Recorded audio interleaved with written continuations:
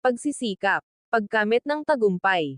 Gaano ka pa man katanda, pwede ka pa ring magsimula ng bagong layunin o mangarap ng bagong pangarap.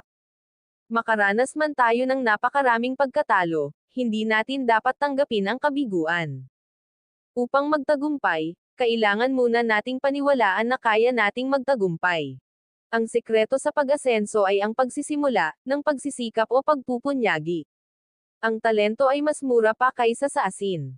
Ang pagkakaiba ng talentado sa matagumpay ay napakaraming pagsisikap at pagpupunyagi.